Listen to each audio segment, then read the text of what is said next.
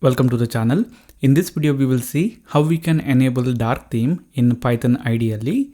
First, we will open up the IDLE, click on the start button and search for IDLE. We will see Python IDLE app. We will click on it to open it, and then we will go to options, and here we will click on configure IDLE.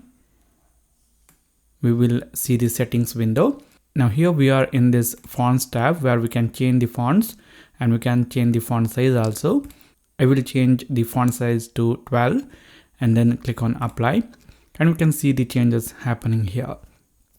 In order to change the theme, we will go to highlights, and here we can see that built-in theme is used, and in those built-in themes IDLE Classic is used.